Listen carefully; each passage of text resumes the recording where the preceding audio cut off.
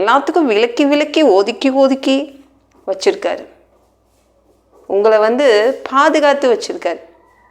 எல்லா இடத்துலையும் உங்களை விலக்கி பத்திரமா ஓரமாக தான் நிறுத்தி வச்சுருக்காரு.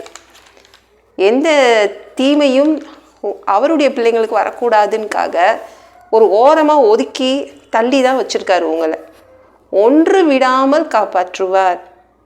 சில இடத்துல இருந்து தான் உங்களை கம்ப்ளீட்டாக ஒதுக்கி வச்சுருக்காரு. சில பேர்கிட்ட இருந்து தள்ளியே வச்சுருக்காரு. ஏன்னா எந்த தீமையும் என் பிள்ளைக்கு வந்துடக்கூடாது அப்படின்னு அவர் கவனமாக இருக்காரு.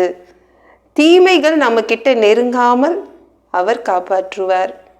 எந்த தீமையும் உங்ககிட்ட நெருங்க முடியாது. தீமைகள் நடுவில் தாங்க நான் வாழ்கிறேன். என்னை சுற்றி தீமைகள் தான் இருக்குது. அப்படியே பாம்பு மாதிரி மனிதர்கள், சிங்கம் மாதிரி என்னை கர்ச்சித்து எப்பொழுது விழுங்கலான்னு காத்துட்ருக்கிற சிங்கம் மாதிரி மனிதர்கள் முன்னாடி தான் நான் வாழ்ந்துட்டுருக்கேன். எந்த தீமை நடுவில் நீங்கள் வாழ்ந்தாலும் அது உங்கள் கிட்ட வராது. அது விலகி தான் போகும், கிட்ட வராது. தேவன் அப்படி தான் உங்களை பாதுகாத்து வச்சுருக்கார். தீமைகளை பார்த்து நான் ஓரமாக ஒதுங்கி போயிடுறேன் அப்படின்னு நீங்கள் கவலைப்படுறீங்களே, நீங்கள் தீமைகளை பார்த்து நீங்கள் ஓரமாக ஒதுங்கி போக வேண்டிய அவசியமே இல்லை. அதுங்க விலகி ஓடி போயிடுங்க.